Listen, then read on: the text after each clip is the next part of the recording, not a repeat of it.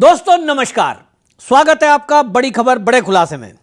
दोस्तों, कांग्रेस वक्फ board bill जो सदन में पास हुआ है उसको सुप्रीम कोर्ट में चुनौती देने की बात कर रही है। जयराम रमेश जो कांग्रेस के महासचिव हैं, उन्होंने एक घोषणा कर दी कि वक्फ बोर्ड संशोधन विधेयक को हम सुप्रीम कोर्ट में चुनौती देंगे और इसके लिए हम कतई भी पीछे हटने वाले नहीं हैं, भले ही संसद से यह बिल पास हो गया हो। सोनिया गांधी ने इसको लेकर बुलडोजर की विचारधारा बताया था और यह कहा था कि बुलडोजर की मानसिकता से इसको पास करा लिया गया है। सोनिया गांधी शायद यह कहना चाह रही है कि इस बिल पर हम तो विरोध में थे, पता नहीं ये बिल पास कैसे हो गया।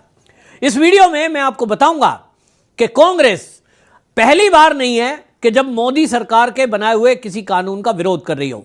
2014 से लेकर आज 2025 आ गया, मोदी सरकार ने जो भी फैसले देश हित में लिए हैं, कोई भी ऐसा कानून बनाया जो देशवासियों की मांग पर था, और बल्कि इसमें कई कानून ऐसे थे जो कांग्रेस की सरकार जब थी वो उन बिलों को लाने की बातें करते थे।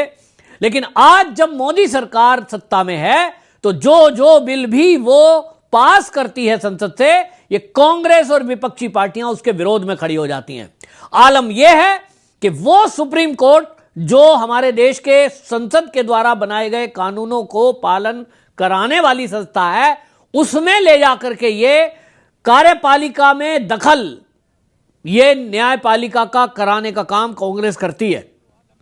अब इसकी घोषणा की गई है, लेकिन मैं इस वीडियो में आपको बताऊंगा कि कांग्रेस ने कब कब मोदी सरकार के बनाए कानूनों को कैसे विरोध किया है, और मैं ये भी इस वीडियो में बताऊंगा कि कांग्रेस ने किस तरह से यहां हिंदू विरोधी कई कानून ऐसे बनाए जिसके कारण मुस्लिम तुष्टीकरण करके मुसलमानों को लूट की छूट दी गई, वहीं हिंदुओं को दबाया गया, कुचला गया और उस पर कभी भी कोई चर्चा नहीं हुई।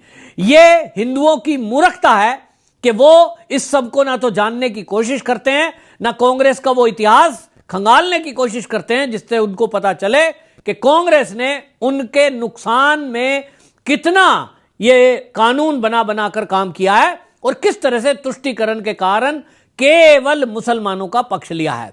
तो आपको बताता हूं, हाल ही में आपने देखा वक्फ बोर्ड एक्ट जो पास हुआ है, इसमें भी 2013 में कांग्रेस ने ऐसी शक्तियां वक्फ बोर्ड को दे दी थी कि वक्फ बोर्ड भारत के अंदर किसी भी प्रॉपर्टी पर अपना हाथ रख दे, हक जता दे कि यह प्रॉपर्टी हमारी है, तो भारत की किसी भी कोर्ट में उसको चुनौती नहीं दी जा सकती। और इसलिए मोदी सरकार को यह बहुत सारी शिकायतें मिली, देश के अलग अलग भागों में यह कंप्लेंट मिली कि हमारी जमीनों पर अवैध कब्जे वक्फ बोर्ड ने कर लिए हैं। सरकार ने इस पर एक्सपर्ट की राय ली, लंबी बहस, लोगों की राय, लोगों की कंप्लेंट, लगभग 1 करोड़ लोगों के ईमेल, इसके बाद भी कानूनविदों से बातचीत करने के बाद संसद में दोनों सदनों में इस बिल को रखा गया, उस पर लंबी बहस हुई और उसके बाद वो पास हुआ। लेकिन ये कांग्रेस जो देश में सबसे ज्यादा शासन करने का रिकॉर्ड रहा है इनके पास, ये कह रही है कि ये बिल गैर संवैधानिक है। संवैधानिक गैर कैसे है, कांग्रेस बताएगी क्या? जब सदन में इस पर चर्चा हुई है, वोटिंग हुई है, जनता के प्रतिनिधियों ने इस पर वोट दिया है, चाहे एक ही वोट फालतू है, लेकिन ये पास हुआ है। मल्लिकार्जुन खड़गे कहते हैं साहब लोकसभा में विरोध में भी वोट पड़े, आप कहेंगे राज्यसभा में भी 95 सांसद विरोध में थे, इसका मतलब इसमें कुछ खामियां हैं। यह खामियों की बात नहीं है, विरोध के लिए विरोध किया जा रहा है क्योंकि मुस्लिम तुष्टीकरण करना है, क्योंकि हिंदुओं को दबाना है, क्योंकि इस देश में राष्ट्रभक्त लोगों को दबा कुचला कर और जो राष्ट्र विरोधी ताकतें हैं उनको मजबूत करना है, इसलिए विरोध किया गया। अगर जो ये मल्लिकार्जुन खड़गे बोल रहे हैं कि विरोध बहुत है, जयराम रमेश बोल रहे हैं, सोनिया गांधी इसको असंवैधानिक बता रही हैं, बुलडोजर भावना से बता रही हैं, मैं इस कांग्रेस से पूछना चाहता हूं कि सीएए का विरोध आपने किया था, उसको भी सुप्रीम कोर्ट में लेके गए थे, ठीक इसी तरह संसद में हंगामे किए थे और उसके बाद उसको सुप्रीम कोर्ट में चुनौती दी। कांग्रेस इसको अपना अचीवमेंट बता रही है। इसमें इसके अलावा अब आप बताइए, जो सीएए है उसमें किस मुसलमान की आज तक नागरिकता गई है? उत्तर है, एक भी मुसलमान की नागरिकता उस सीएए कानून से नहीं गई।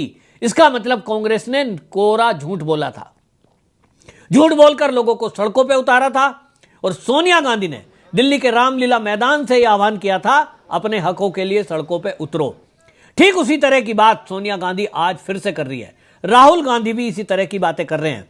लेकिन ये खाली तुष्टीकरण तक ये कांग्रेस नहीं रुकती है। आप देखिए, आरटीआई अधिनियम 2005 मोदी सरकार लाई, उसका इन्होंने विरोध कर दिया। ये वक्फ बोर्ड एक्ट जो है 1995 में बना था, इसका जब ये लेकर के आए, जब चर्चा शुरू हुई, इसका विरोध कर दिया। यही कांग्रेस है जो हिंदू कोड बिल 1956 लेकर आई। राजेंद्र प्रसाद जी ने इसका विरोध किया था। हिंदू मैरिज एक्ट इसके अंदर थी और उन्होंने कहा कि यह आप बाउंड ना करिए, लेकिन जवाहरलाल नेहरू ने एक नहीं सुनी, संवैधानिक था। पूजा स्थल अधिनियम 1991, प्लेस ऑफ वर्शिप एक्ट के नाम से जिसको जानते हैं, प्लेस ऑफ वर्शिप एक्ट में यह प्रावधान कांग्रेस ने कर दिया कि 15 अगस्त ये 1947 के पहले अस्तित्व में आए किसी भी धर्म स्थल को किसी धार्मिक दूसरे धर्म में परिवर्तन नहीं किया जा सकता। पता है क्यों किया? क्योंकि राम मंदिर का आंदोलन चल रहा था। इनको लगा आज नहीं तो कल देश आजाद हो गया, और उसके बाद अगर कोर्ट ने यह निर्णय दे दिया कि यहां हिंदू मंदिर था, यहां राम मंदिर था, बाबरी ढांचा तोड़कर बनाया गया, तो हिंदू यहां फिर से मंदिर बना लेंगे। और इसीलिए कांग्रेस ने कानून बदल दिया 1991 में, और उसमें यह क्लोज लिख दिया कि 1947 के पहले के जो भी स्थिति है, चाहे मस्जिद है तो वो मस्जिद रहेगी, बेशक तोड़ के बनाई गई हो, मंदिर है तो मंदिर रहेगा। यह इनके दिमाग में था कि कई सारे मंदिरों के आंदोलन देश के अंदर चल रहे हैं और आगे चलेंगे, तो कोई भी मंदिर जिसको तोड़कर मस्जिद बना ली गई वापस से मंदिर ना बन जाए। हिंदुओं को समझना होगा कि यह कांग्रेस हमेशा हिंदुओं के विरुद्ध में कानून लाती है, हिंदुओं को दबाने का काम करती है, हिंदुओं को कुचलने का काम करती है, जबकि तुष्टीकरण इसका इतिहास है। इसी तरह आप देखिए, मोदी सरकार ने गो हत्या गोवंश रक्षा के लिए कानून बनाया। उन्होंने उसमें कानून में प्रावधान रखा कि 13 वर्ष से कम उम्र के सांड, बैल और भैंस को काटा नहीं जा सकता, उस पर पाबंदी लगा दी।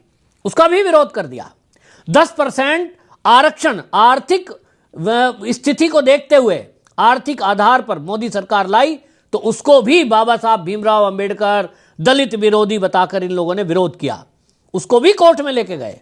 मनी लॉन्ड्रिंग एक्ट बदला गया 2019 में, उसमें कड़े प्रावधान किए गए कि जिन्होंने भी देश की संपत्ति लूटी है, उसमें कड़े प्रावधान किए गए कि जिसको भी नोटिस जाएगा ईडी का, वो खुद प्रूव करेगा कि ये संपत्ति मेरी है या नहीं, और उसमें 2 साल की सजा का प्रावधान रखा।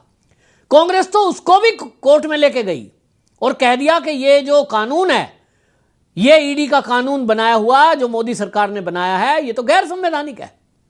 उस पर भी सुप्रीम कोर्ट ने अपना जब निर्णय दे दिया कि इसमें कुछ भी गैर संवैधानिक नहीं है, देश से भ्रष्टाचार मिटाने के लिए कड़े कानूनों की जरूरत है। ये कांग्रेस है जो हमेशा से राम मंदिर के विरोध में रही। कृषि बिल का इन्होंने विरोध किया, उसको भी सुप्रीम कोर्ट में लेके गए। राफेल हमारे देश की सेना को जरूरत थी, लाया गया, लेकिन उसको भी सुप्रीम कोर्ट में चुनौती दे दी। नोटबंदी मोदी ने की, उसको भी इन्होंने चुनौती दी, पूरे देश में बवाल काटा, उसको भी सुप्रीम कोर्ट में चुनौती दे दी। भारतीय दंड संहिता, आप सोचिए, इस देश के अंदर देश की आजादी के 77 साल बाद तक अंग्रेजों के बनाए हुए 1860 की आईपीसी और एविडेंस एक्ट 1872 सन का, वो हमारे देश में चल रहा था। सीआरपीसी का एक्ट 1973 का हमारे देश में चल रहा था। और मोदी सरकार ने यदि कहा कि हमारे देश का अपना एक कानून होना चाहिए, नाम रखा भारतीय दंड संहिता, एविडेंस एक्ट, तो विरोध में उतर गए। सारी कांग्रेस विरोध में उतर गए कि ये जो मोदी है, ये तो हमारे देश के बाबा साहब के बनाए संविधान को बदल रहा है। कानून के प्रावधानों को बदलने को इन्होंने संविधान बदलना कहकर दुष्प्रचार किया। इनकी कोशिश थी कि देश के दलित सड़कों पर आ जाएं, दंगा फसाद हो और मोदी की सत्ता चली जाए। हमेशा हर बात में इनको देश के अंदर दंगे कराने हैं, फसाद कराने हैं, धरने प्रदर्शन कराने हैं, मोदी के विरोध में देश का विरोध कर बैठते हैं। ये आज फिर से एक बार कांग्रेस अपने चरित्र की तरह, चरित्र के दायरे में रहते हुए, उसी इनका क्योंकि करैक्टर ही यही है, फिर से एक बार मोदी सरकार का लाया हुआ बेहतरीन जो वक्फ बोर्ड एक्ट है, उसके विरोध की अब पराकाष्ठा को पार करने वाला है। सूत्रों के अनुसार यह पता लग रहा है कि ये सड़कों पे भी उतरेंगे, विरोध भी करेंगे, कोर्ट में भी जाएंगे, लेकिन पूरा देश ये देख रहा है। आप भी सुनिए कांग्रेस का नेता क्या कह रहा है। मैं आपसे कह रहा हूं, अभी लोकसभा और राज्यसभा से पारित हुआ है, अभी इसे गुजरना है राष्ट्रपति के कंसेंट पे, उसके बाद लीगल बैटल से गुजरना है। ये सब हो जाने दें, हमें वही करना है जो संवैधानिक हो। मोदी जी की तरह, बीजेपी की तरह हम कोई असंवैधानिक कदम नहीं उठाएंगे। हम मानते हैं कि मौजूदा जो पारित हुआ है लोकसभा राज्य से, ये अनकॉन्स्टिट्यूशनल है, पूरी तरीके से ये उल्लंघन करता है जो मूलभूत अधिकार 25, 26, 14, 15 भारत के संविधान में हैं। तो हम उस पर अध्ययन करने के बाद कदम उठाएंगे और हम कोई असंवैधानिक कार्य न करेंगे और न चाहेंगे देश में। तो सुना आपने, प्रमोद तिवारी जी साफ साफ बोल रहे हैं कि ये जो है विरोध है जी, हम तो विरोध करेंगे। इमरान मसूद भी इसके बारे में बात कर रहे हैं, जो कि सांसद हैं। सुनिए इमरान मसूद ने क्या कहा। आप हमारी सारी प्रॉपर्टी छीनना चाहते हो जो हमारे बुजुर्गों ने इसलिए दी थी कि आने वाली नस्लों को, गरीब बच्चों को, यतीमों को, मिस्किनों को उसका फायदा मिल सके। क्या मान लें? अच्छा, मोहम्मद जावेद ने सुप्रीम कोर्ट में चैलेंज किया, अजदुद्दीन ओवैसी ने सुप्रीम कोर्ट में चैलेंज किया है, कई सारे लीडर। हम लोग जा रहे हैं, हम लोग सब सुप्रीम कोर्ट जाएंगे, अलग अलग लोग जाएंगे। आगे क्या क्या एक्शन रहेगा? अलग अलग लोग जाएंगे। सुप्रीम कोर्ट कस्टोडियन है संविधान का, और ये लड़ाई मुसलमान की नहीं है, लड़ाई संविधान की है। सुप्रीम कोर्ट कस्टोडियन है। राइट टू इक्वलिटी का राइट, हमें अधिकार संविधान से मिलता है। मौलिक अधिकारों के अंदर शामिल है कि सब लोगों को बराबरी का हक मिलेगा। तो आप हमारी धार्मिक स्वतंत्रता छीन देंगे? आप कहेंगे कि ट्राइबल चिल्ला करके, ट्राइबल कहाँ हो रहा था? ट्राइबल सिर्फ इसलिए आप बोल रहे हो कि लक्षद्वीप के मुसलमानों को आप वक्फ पढ़ने से रोक सको। लक्षद्वीप के अंदर तो सारे मुसलमान ही हैं, आप उनको उनके राइट से कैसे रोक सकते हो? तो सुना आपने, कांग्रेस ने तय कर लिया है कि उनको वक्फ बोर्ड पर झूठ बोलना है। जैसे उन्होंने सीए पर झूठ फैलाया, जैसे उन्होंने नोटबंदी पर झूठ फैलाया, जैसे उन्होंने राफेल में झूठ फैलाया, जैसे उन्होंने मोदी सरकार के कृषि बिल लाए हुए थे उस पर किसानों को बरगलाया, ठीक उसी तरह वक्फ बोर्ड एक्ट के बारे में अब ये देश के मुसलमानों को भड़काकर सड़कों पे उतारना चाहते हैं। लेकिन इस देश में जो समझदार मुसलमान हैं वो सामने आकर वक्फ बोर्ड एक्ट का समर्थन कर रहे हैं।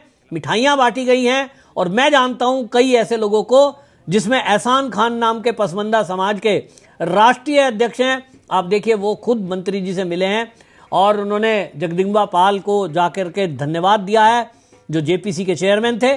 लेकिन अभी आप देखिए देश के मुस्लिम क्या कह रहे हैं। इसमें आपको मैं बताता हूं कि दारा शिकोह फाउंडेशन के पसमंदा समाज के किस तरह से लोग खुश हैं कि उन्होंने एक तरह से दिए जलाए और मिठाइयां बांटी हैं। सुनिए क्या कह रहे हैं पसमंदा समाज, दारा शिकोह फाउंडेशन। ये जो वक्फ संशोधन बिल है मुसलमानों के विकास में मील का पत्थर साबित होगा, क्योंकि अब लोकसभा में पास हो गया और आज उम्मीद है राज्यसभा में भी पास होगा और जल्दी राष्ट्रपति जी की सहमति के लिए जाएगा। उसके बाद ये कानून बन जाएगा और उसी के बाद से मुसलमानों के विकास का और रास्ता खुलेगा। वैसे तो केंद्र की मोदी सरकार में बहुत सारी मुसलमानों के लिए जन कल्याण योजनाएं चल रही हैं जिनका मुसलमान फ़ायदा उठा रहे, पर वक्फ संशोधन बिल के बाद उनके विकास की और गति तेज़ होगी। सुना आपने, इस देश का पसमंदा यानी गरीब मुसलमान मोदी के इस एक्ट से खुश है, लेकिन कांग्रेस को समझ नहीं आ रहा है।